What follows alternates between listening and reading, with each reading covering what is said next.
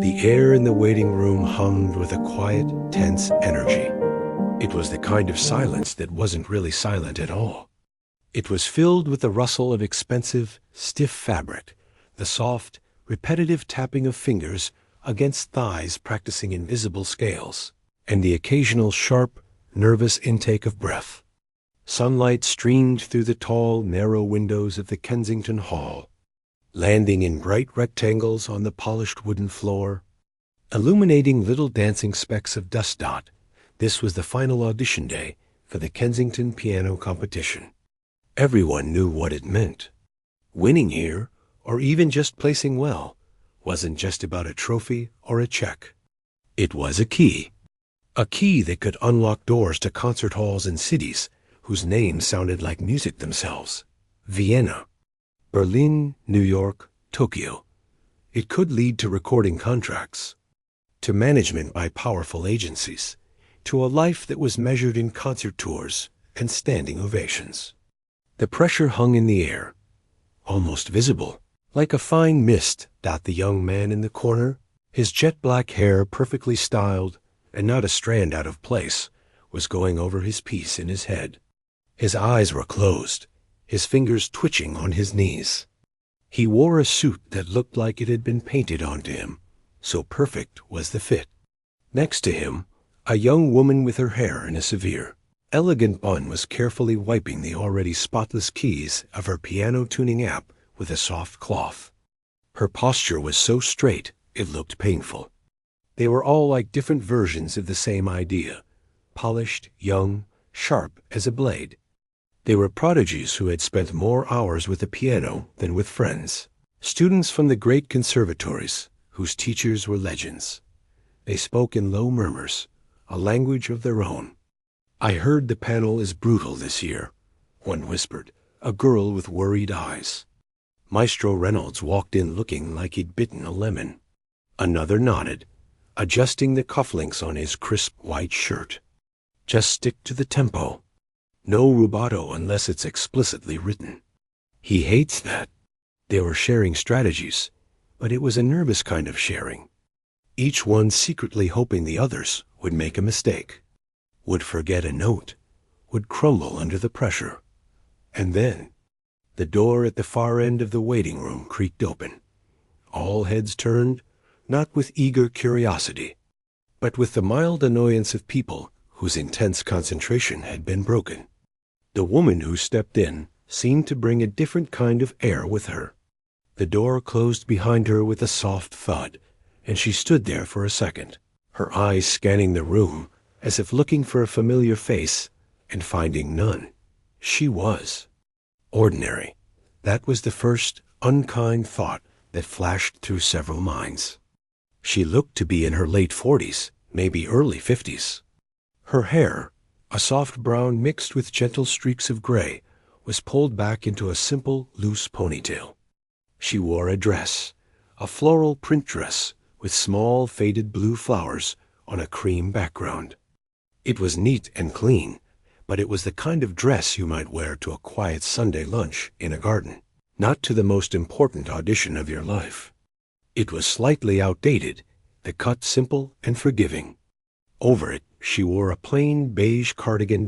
In her hands, she carried not a sleek leather portfolio of sheet music, but a simple, worn fabric tote bag. It looked heavy.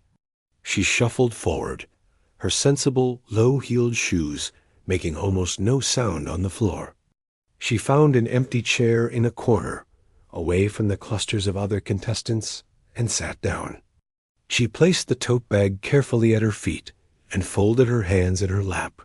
Her hands were interesting. They were not the long, slender, perfectly manicured hands of the young woman with the bun. They were capable-looking hands, with short, neat nails.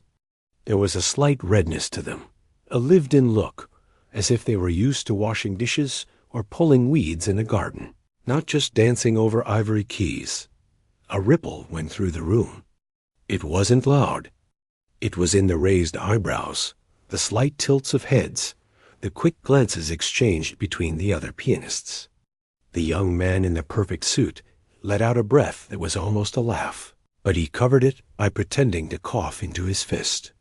The girl next to him leaned over and whispered something, her eyes darting toward the woman in the floral dress. A small, smug smile played on her lips. The whisper started again, but now they had a new subject. "Who is that?" One muttered. "Maybe she's a last-minute replacement? A filler? Maybe she's lost. This is the Kensington, right? Not the community center auditions. Look at her bag. What do you think is in there? Knitting?" The assumptions were quick and cruel, made in the nervous arrogance of youth. They saw the simple dress, the quiet demeanor, the lack of a giant, intimidating binder of complex scores, and they categorized her. She was an amateur, a hobbyist, someone who played pleasant little tunes at home and had somehow, through a ridiculous administrative error, been granted an audition slot that should have gone to a real musician. She was wasting the judges' time. More importantly, in their minds, she was wasting their time, because her certain failure would put the judges in a worse mood for their own performances. The woman, who had given her name as Eleanor Gray to the front desk clerk, who had also looked momentarily confused, seemed unaware of the soft storm of judgment around her. Or if she was aware, she didn't show it.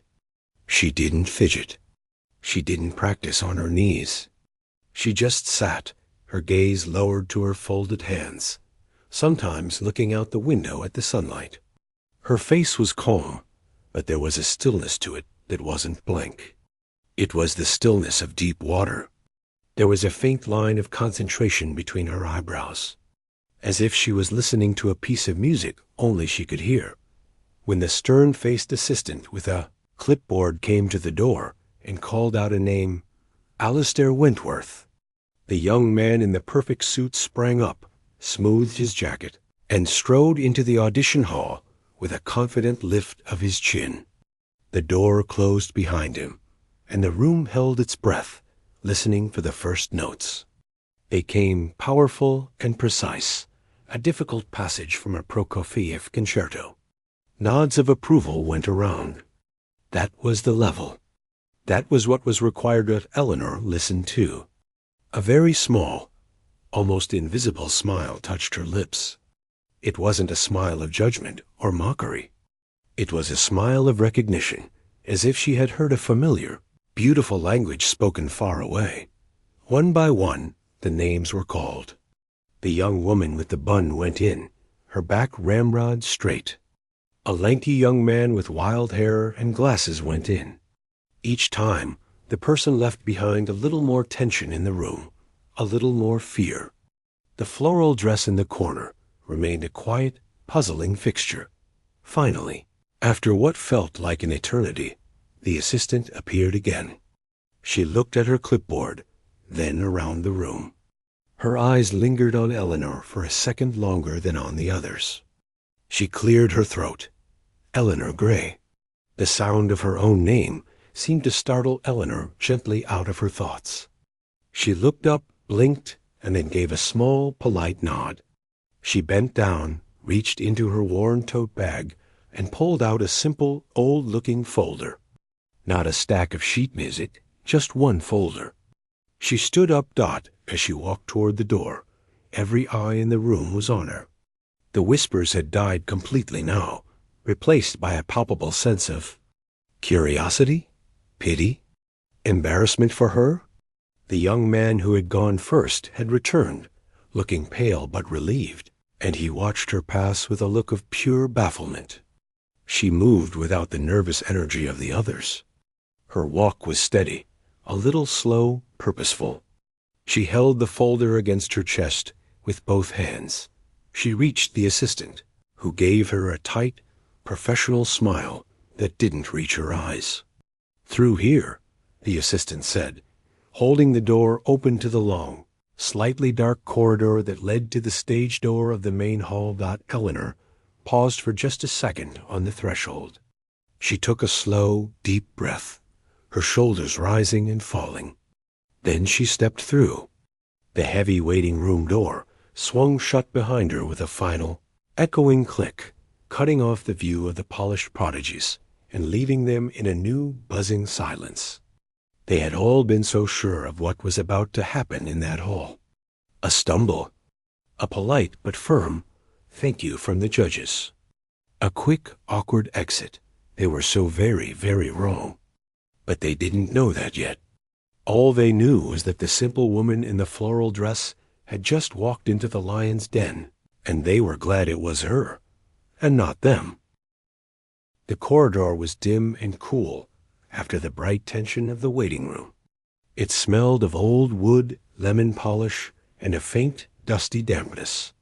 The assistant's shoes clicked a rapid, efficient rhythm on the linoleum floor ahead of her. Eleanor followed, the soft sound of her own steps swallowed by the long, narrow space. She could hear the muffled sounds of the city outside, but they felt miles away. Here, everything was focused on the heavy door at the end of the hallway. Her heart was not pounding wildly in her chest. It was a steady, deep drumbeat. It was not the frantic flutter of a trapped bird, but the solemn, purposeful rhythm of a march. She had known this feeling before, a lifetime ago, but it was different now. Then, it had been laced with the sharp, metallic taste of ambition. Now, it was filled with something quieter, heavier, and more important. The assistant stopped at the door, her hand on the cold metal handle. She gave Eleanor another of those quick, impersonal looks. They'll call you in. Just walk to the piano. Don't speak unless they ask you a direct question. The instructions were delivered like someone explaining rules to a child. Eleanor simply nodded, her hands tightening just a little around the folder she held. The assistant opened the door a crack, slipped inside, and closed it again, leaving Eleanor alone in the silent corridor. For a full minute, there was nothing. Then, the door opened wider, and the assistant gestured her in. The audition hall was vast. It felt even bigger because it was almost empty. High ceilings vanished into shadow. Rows and rows of velvet-covered seats stretched back into a deep gloom, all of them empty. The only light was a bright, clinical pool in the center of the stage, focused on a grand piano. It was a beautiful instrument, its black surface gleaming like a deep, still lake under the lights. And in the middle of the third row, right in the center, sat 3 people at a long table. A single lamp on the table lit their faces from below, casting sharp shadows. They were the only audience that mattered. Eleanor walked forward, the sound of her footsteps echoing in the huge space. The light from the stage was so bright, it made everything else seem darker.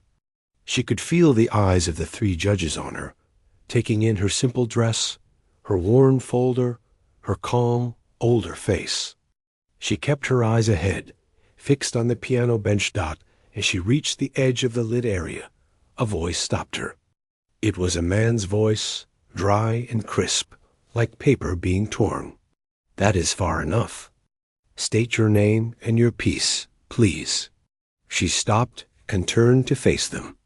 She could see them clearly now.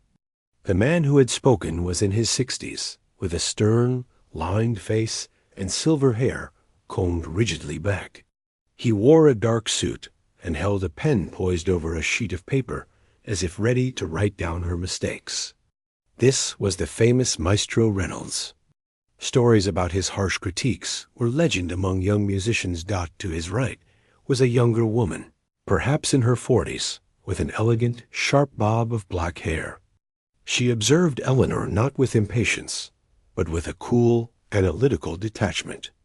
Her hands, resting on the table, were famous hands, the hands of a virtuoso who had played in every major hall in the world. This was Dr. Chun, known for her technical perfection. On the maestro's left was the 3rd judge, a woman with kind eyes that, at this moment, looked tired. She had a stack of files in front of her and gave Eleanor a small, fleeting smile that seemed more polite and encouraging. This was Madeline Thorne, a pianist loved for her expressive playing. She looked, Eleanor thought, a little sad. Eleanor took a small breath. Her voice, when it came, was soft but clear in the silent hall. "Eleanor Gray, I will play Chopin's Ballade No. 1 in G minor." There was a beat of silence. Maestro Reynolds's pen froze above the paper. He looked up, his eyebrows rising just a fraction. Dr. Chun's head tilted slightly. Even Madeline Thorne's polite smile faded into a look of gentle concern. The Ballade. It was one of the most challenging, most exposed pieces in the entire piano repertoire. It wasn't just about hitting the right notes. Any decent pianist could memorize the notes. It was a story. It required a volcanic technique to handle its furious octaves and breathtaking runs, but also the soul of a poet to navigate its sudden shifts from whispering tenderness to raging despair. It was a piece that laid a musician bare. There was nowhere to hide. Professionals approached it with fear and respect. For an unknown older woman in a floral dress to announce it so quietly, it seemed almost absurd. Maestro Reynolds recovered first. He let out a small sigh, a sound that clearly said, "Let's get this over with." He made a quick, dismissive note on his paper. "Very well. The piano is tuned. You may begin when you are ready." He did not say, "Good luck." He leaned back in his chair, already looking somewhat bored, his arms crossed over his chest. He was preparing to endure, not to listen. Dr. Chun picked up her own pen, ready to take technical notes. Her mind was already ticking through the treacherous passages. The coda with its whirlwind of notes, the delicate filigree of the second theme. She watched as Eleanor walked to the piano, her movements unhurried. She did not do the showy things some contestants did, adjusting the bench 3 times, cracking her knuckles, taking huge, dramatic breaths. She simply sat down, placed her old folder on the floor beside her, and smoothed her dress over her knees. Madeline Thorne watched with a different kind of attention. She saw the way Eleanor looked at the keyboard, not with fear or hunger, but with a strange familiarity, as if greeting an old friend. She saw the woman's shoulders settle. It wasn't the posture of a performer bracing for an attack. It was the posture of someone coming home. For a long moment, Eleanor did nothing. She just sat there, her hands in her lap, looking at the black and white keys. The silence stretched. Maestro Reynolds shifted in his seat, impatient. Dr. Chun glanced at the clock on the wall. Then Eleanor closed her eyes. She took one last, deep breath that was almost invisible. And then she raised her hands. The first notes were gentle. The simple, questioning melody that opens the ballade floated into the hall. It was played cleanly, correctly. Maestro Reynolds gave a barely perceptible nod. "Okay, she knows the starting notes," his expression seemed to say. He uncrossed his arms and picked up his pen, ready to mark the first FLUB dot, but as the melody unfolded, something began to change. The notes were no longer just notes. They were a voice. A lonely, searching voice telling a story that began in sadness. Eleanor's hands moved with a sure, fluid grace that belied their ordinary appearance. The phrasing was natural, not calculated. It breathed. The music moved into the second theme, a flowing lyrical passage that should sound like a comforting memory. Under Eleanor's fingers, it did. It was warm and heartbreakingly tender. Madeline Thorne sat up a little straighter, her tired eyes opening wider. She wasn't hearing a performance. She was hearing a recollection, a real one. Then came the first storm. The music shattered into a torrent of crashing chords and furious runs. This was where technical contestants showed off their power and speed. Maestro Reynolds leaned forward, his critical ear waiting for the blurring, the missed notes, the pounding that so many amateurs mistook for passion. It never came. The storm was terrifying, but it was clear. Every single note in the blindingly fast runs rang out like a pellet of ice. The octaves were precise and powerful, not a slammed fist. but a controlled thunder. Dr. Chun's pen hovered over her paper. She had not written a single word. Her analytical mind was stunned into silence. The technique was flawless. But more than that, it was in service of the story. The anger in the music wasn't pretend. It felt earned. Eleanor's face had changed. The calm, quiet woman was gone. In her place was someone living through every bar of the music. A slight frown of pain during a dissonant chord. A softening of her eyes in a gentle passage. She was not playing for the three people in the dark.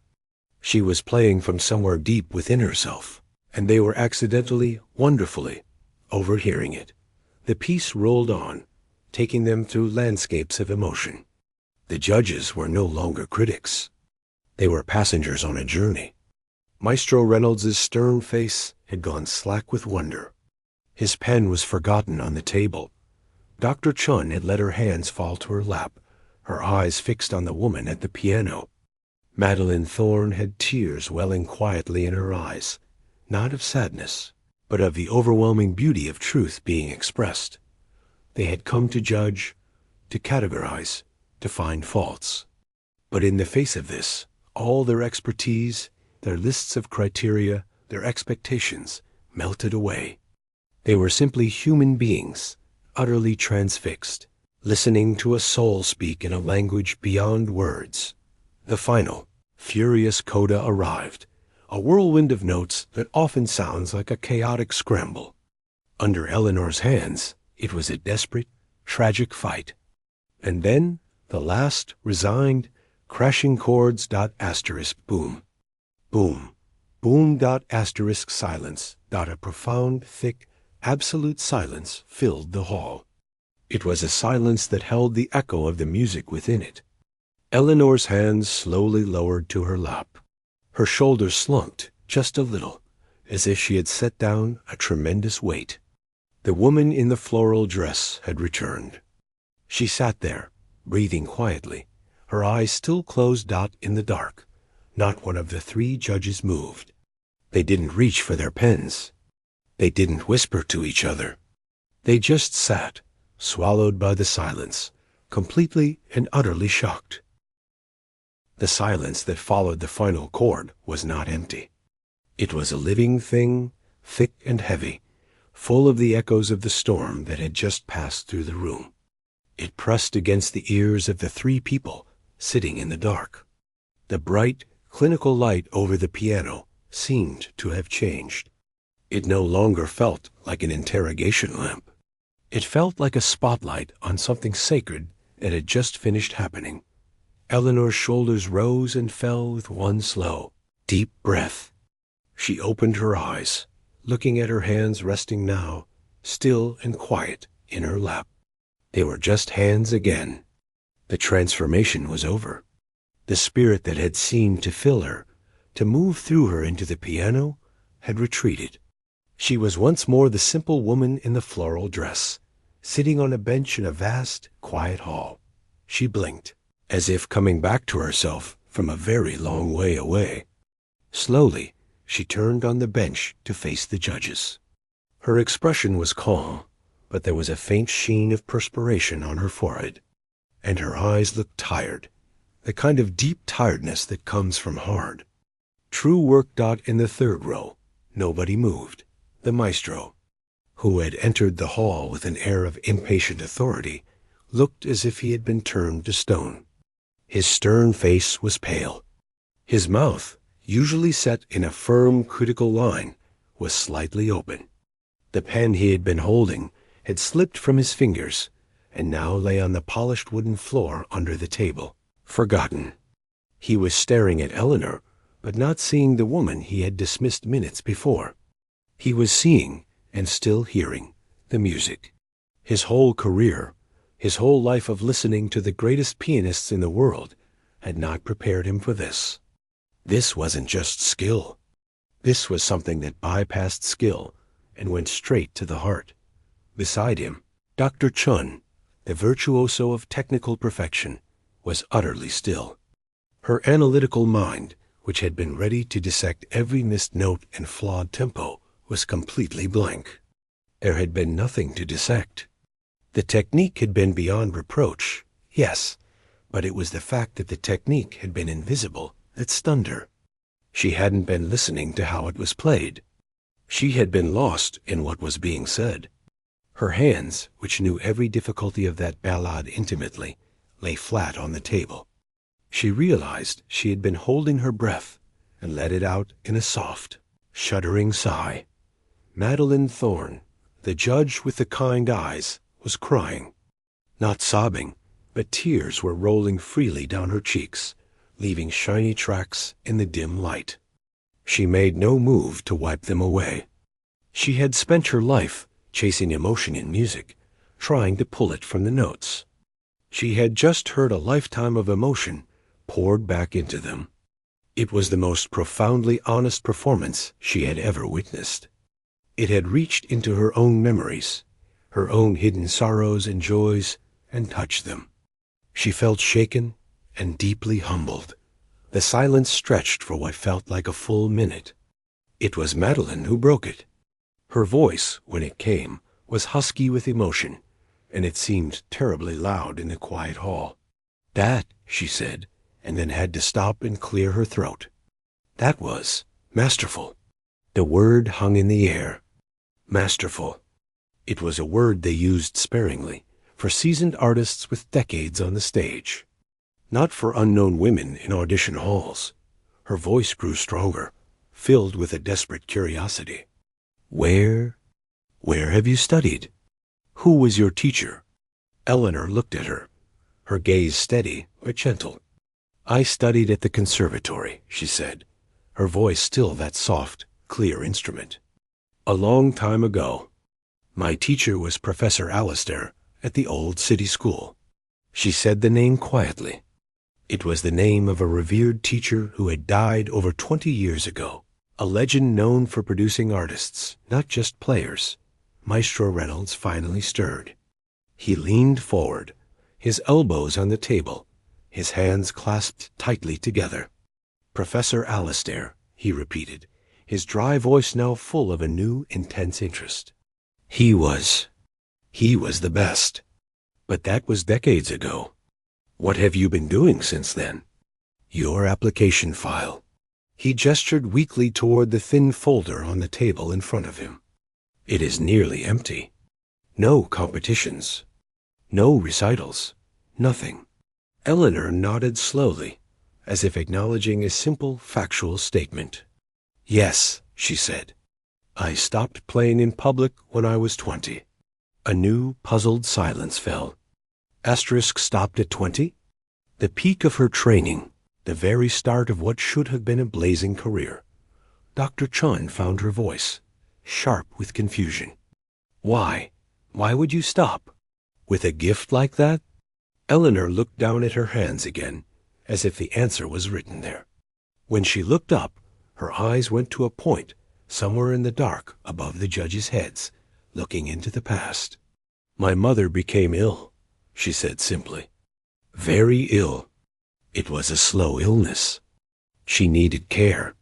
Full-time care. There were no other family members who could do it. And she was my mother." She said this last part not with bitterness, but with a quiet finality, as if it explained everything. And perhaps it did. "She loved the piano," Eleanor continued, a small, real smile touching her lips for the first time. "She couldn't play a note herself, but she loved to listen. It was her great joy. When I was a child, she would sit for hours while I practiced. Even the scales. She said they sounded like rain." She paused, gathering the memory. "When she got sick and I had to leave the conservatory, we moved to a small apartment. It was quiet. I brought my piano, an old upright, not like this one." She glanced at the gleaming grand beside her. "And for all those years, I played for her. Every day. That was my concert hall. That was my audience. She was everything." The judges listened, utterly captivated. The story was being woven right in front of them, and it made the music they had just heard make a terrible, beautiful sense. When she had good days, she would ask for specific pieces, Eleanor said, her voice growing a little warmer. The ballade was her favorite. She said it told our story. The quiet beginning, the storms, the memories, the struggle. Her voice wavered, just for a second, then steadied. On her bad days, when she was in pain or confused, I would play simple things, lullabies, gentle sonatinas. It was the only thing that could calm her. The music was. It was our language when other words failed. Madeline Thorne wiped at her cheeks with the back of her hand. How long? She whispered. 28 years, Eleanor said. The number dropped into the silence with the weight of a stone. 28 years of playing in a small room for an audience of one. 28 years of pouring that immense talent, that deep feeling, into private, loving service. My mother passed away last year, Eleanor said, and now her voice was thick, though her eyes remained dry. In the autumn. For a long time after, I couldn't touch the piano. The silence in the apartment was. It was too loud. She took a breath. Then one day I opened it, and I played, and I realized the music was still there. It wasn't just for her anymore. She had left it with me. This audition, she looked at the 3 shadowed faces. This was my first step, a promise I made to her and to myself, to see if the music could live in the world again, after living for so long in that quiet room. Maestro Reynolds bowed his head, rubbing a hand over his face. When he looked up, his eyes were bright. All his sternness was gone, washed away by a wave of profound shame and greater respect. He had judged the cover of a book and had been about to throw it away unread. He had almost missed a masterpiece that Dr. Chon spoke, her voice full of a new, soft wonder. You played for her. All that time. You weren't practicing for fame. You were practicing for love. Eleanor nodded. Yes. The simple words seemed to fill the hall. Madeline leaned forward. And the technique. It's immaculate. How? A faint, almost shy smile appeared on Eleanor's face. When you play the same pieces day after day, year after year, for someone you love, you don't just play the notes. You try to find new colors in them, new meanings. You listen harder. You feel more. Your fingers learn the truth of the music, not just the pattern. They have to, because it matters more. It was the most profound explanation of musical mastery any of them had ever heard. It wasn't about hours in a practice room for a prize. It was about decades in a small apartment for a person. The 3 judges looked at each other, a silent conversation passing between them. All the rules of the competition, the point system, the comparisons to other contestants, all seemed suddenly small and artificial. They had witnessed something rare and real. They had heard a soul speak through music, and they knew, without a doubt, that they were in the presence of a true artist. Not one who had been made by concert halls and critics, but one who had been forged in the quiet, fierce fires of love and loss. The woman waiting for their verdict was no longer an applicant. She was a revelation. The heavy door to the audition hall had always been good at keeping sound in. The young man who had played first was now leaning against the wall, scrolling through his phone with a jittery thumb. He was dissecting his own performance in his head, over and over, but a part of his mind was also listening for the inevitable from the other side of the door. He expected to hear, any second now, the polite but firm voice of Maestro Reynolds cutting through some clumsy passage. He expected to hear the sad, stumbling notes of someone in over their head, but he heard nothing.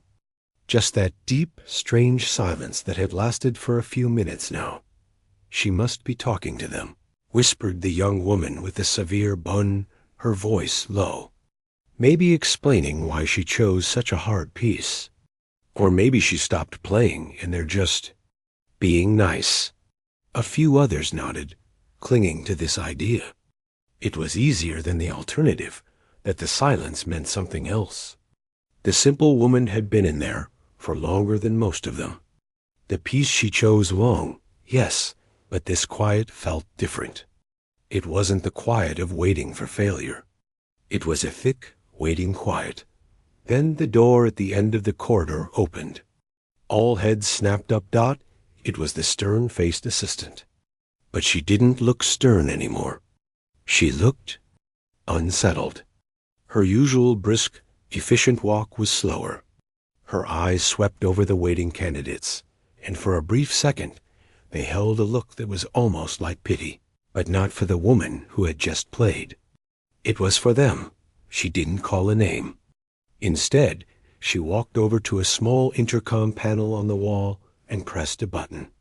"We will be pausing the auditions for a brief recess," her voice announced, tinny and official through the speaker.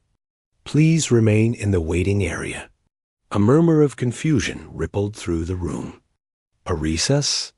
In the middle of the final auditions? This never happened. They were on a tight schedule, with critics and managers waiting for the results. What's going on? The lanky young man with glasses muttered, pushing his glasses up his nose. Did something happen? The first young man straightened up, putting his phone away. A cold, silly thought struck him. You don't think. She made him angry, do you? Maestro Reynolds? Maybe she was so bad it broke the protocol. But the assistant had seen the woman's performance. She had been standing in the wings. She had seen the judges' faces. She heard the music. She gave the young man a look that was so flat and devoid of its usual superiority that it shut him up completely. Then she turned and walked back the way she came, the click of her heels sounding strangely hollow. Inside the hall, the world had narrowed to the pool of light on the stage and the three figures in the dark. The judges had not moved from their table, but the air between them and Eleanor was now charged with a new energy. It was no longer an examination. It was a conversation. Maestro Reynolds was the first to speak after Eleanor's story settled over them. His voice had lost its dry, papery quality. It was rough, as if from disuse. 28 years, he repeated softly, not as a question, but as a monument he was trying to comprehend. He looked at the woman on the piano bench, seeing the years in the gentle lines around her eyes, the quiet strength in her posture. You have given us a lesson today. A lesson in what music truly is. For that, I must thank you. He gave a small, stiff nod of his head. It was from a man of his stature, a profound gesture. Dr. Chan shook her head slowly, a scientist whose theory had just been rewritten by a miracle. The precision in the coda, the evenness of the scales in the presto con fuoco. It was like listening to a ghost of the old masters. She leaned forward. You have maintained a technique that most of us work our entire lives to achieve, and you did it alone. In a small room. It wasn't alone, Eleanor corrected gently. She was listening. That makes all the difference. Madeline Thorne had finally wiped her tears, but her eyes were still bright and wet. What you described. That intimate connection between player and listener. That is the dream of every performer. To communicate that directly. To mean something that deeply to one person. She spread her hands. We play for hundreds, sometimes thousands, and we hope a phrase, a melody, might touch one heart in the crowd. You knew you were touching a heart. Every single day. She paused and asked the question that was burning in all of their minds. What do you want, Eleanor? Now? After this? This first step? Eleanor looked down at her hands, then out at the vast, empty darkness of the hall. I want to play, she said simply. For people, not just in my mind or for an empty chair. I want to see if what was in that room, can live out here.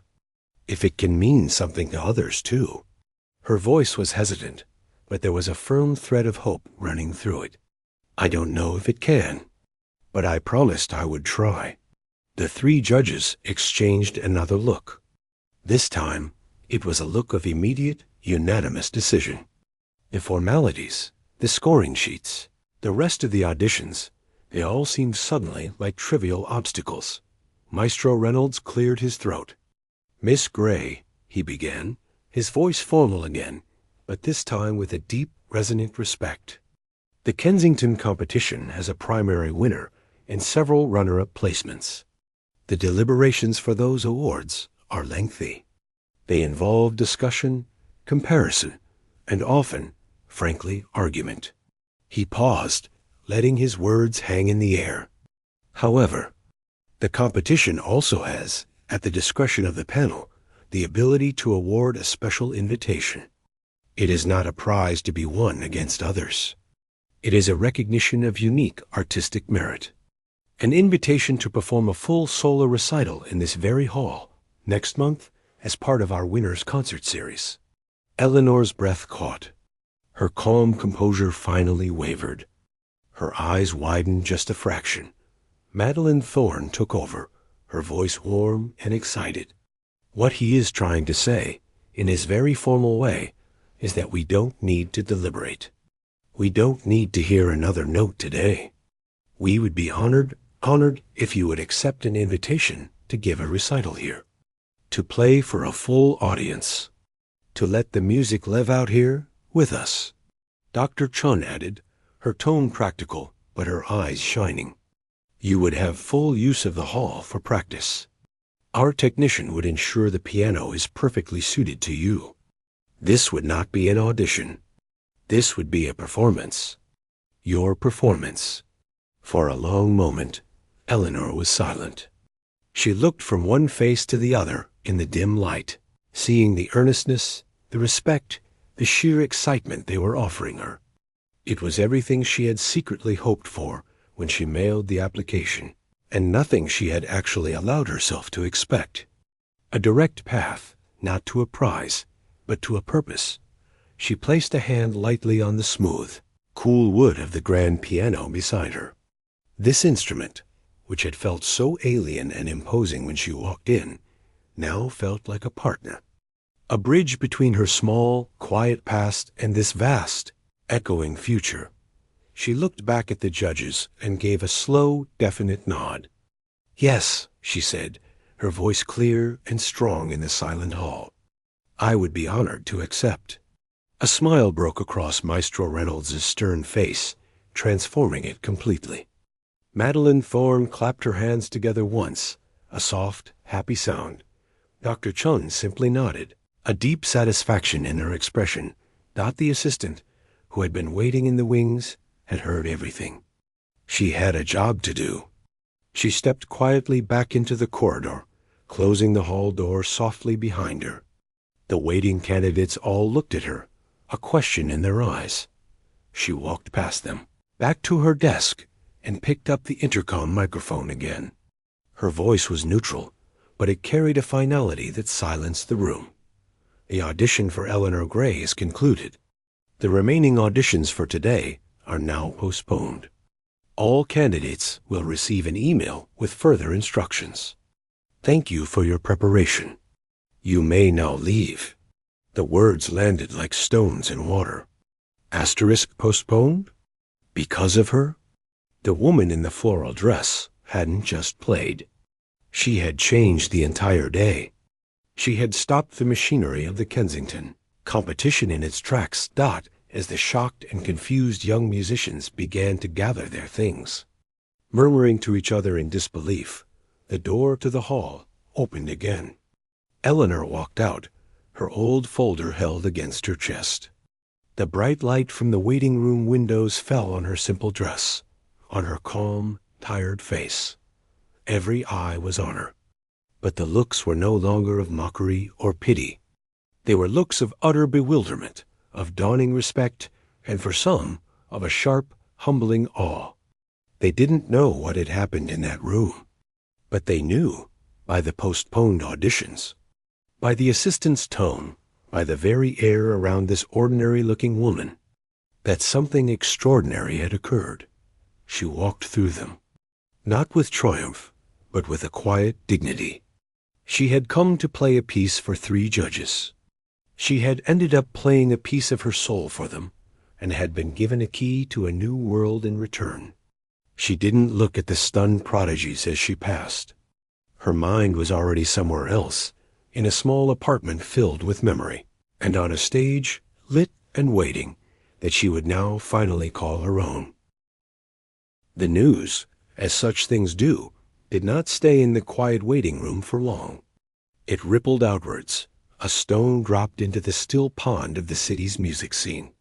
At first, it was just confused whispers among the other candidates, spilled out onto the sunlit steps of Kensington Hall. "Did you hear? They canceled the rest. Because of her? She must have complained or something." But the rumors were too thin, too unsatisfying. The assistant, still looking unusually thoughtful, had given nothing away. The official email that arrived later that evening was dry and formal, simply stating the postponement and thanking them for their understanding. The real story began to trickle out from the edges. A janitor, who had been polishing the brass handles on the main doors, had heard the tail end of the ballad floating through the corridors. He'd stopped his work to listen, leaning on his cart. He told the security guard at the gate later, "Haven't heard playing like that in 20 years. Not since the old greats used to come." The security guard mentioned it to a regular courier. The courier mentioned it to a receptionist at a nearby artist's management office. And then, 3 days after the audition, the Kensington competition issued a new press release. It announced not a winner, but a special featured artist for their upcoming Winners Concert Series, Eleanor Gray. A brief, enigmatic biography accompanied it. A student of the late Professor Alistair, Miss Gray returns to the stage following a prolonged hiatus. There was no mention of a competition result.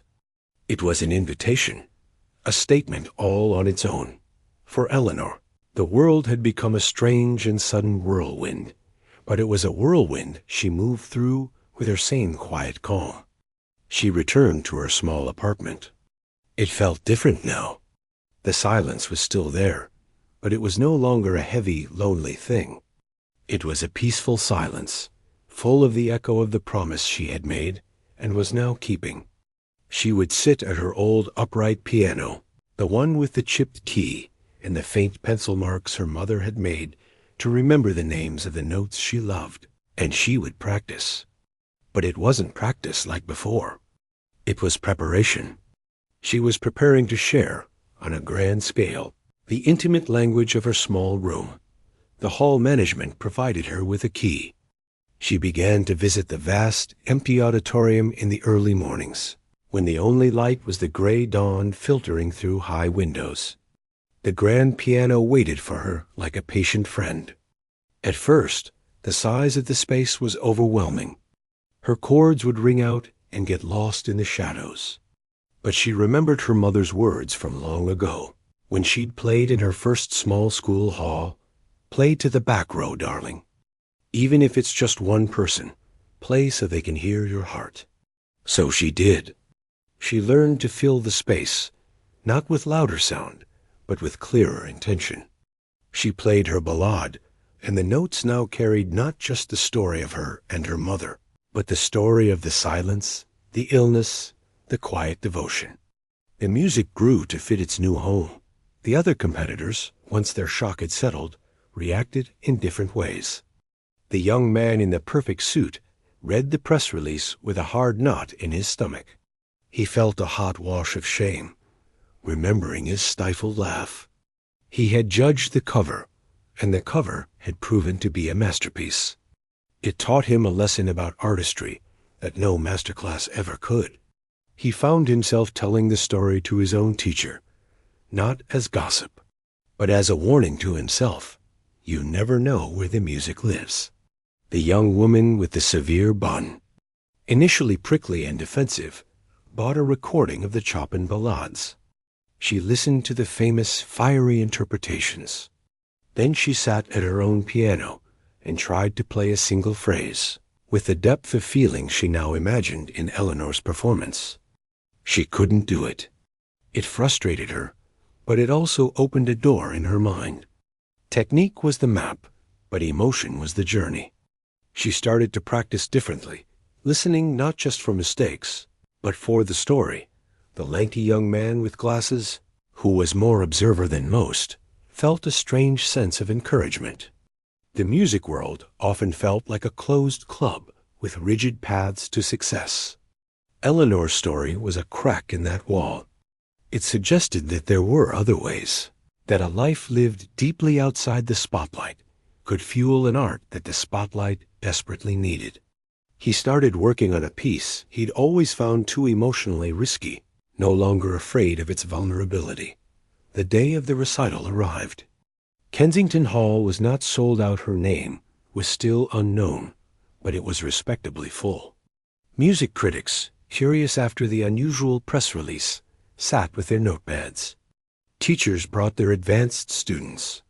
Some of the other competitors were there, scattered through the crowd, wanting to hear what had so captivated the judges. Backstage, Eleanor stood in a simple, long black dress, a gift from Madeline Thorne. "Every artist needs one good black dress," Madeline had said with a warm smile. It was elegant, but plain. Eleanor preferred it that way. She wasn't there to be looked at. She was there to be listened to. Maestro Reynolds himself came to wish her well. He took her hand, not to shake it, but to hold it for a moment between both of his. "No nerves," he said, but it wasn't an order. It was a statement of faith. "You have already played your most important concert. This is just sharing it." When the house lights dimmed and the single spotlight found the piano, the audience fell into a respectful quiet. Eleanor walked out. She saw the sea of faces, a blur in the dark. For a second, her heart fluttered. This was not her small apartment. This was not 3 judges in the shadows. This was the world. Then she sat down. She placed her hands on the keys, cool and familiar. She didn't look at the crowd. She closed her eyes, and in the darkness behind her lids, she was not in a famous hall. She was in her living room. The worn rug was under her feet. The smell of her mother's favorite tea was in the air. The sunlight was falling in a warm rectangle across the floor, and her mother was sitting in her favorite armchair, a blanket over her knees, her eyes closed, a small smile of anticipation on her face. She began to play. She did not play only the ballade. She played a program of pieces that were her mother's favorites, a gentle, flowing nocturne that had been a lullaby on difficult nights, a spirited, joyful mazurka that had made her mother tap her fingers on the arm of the chair.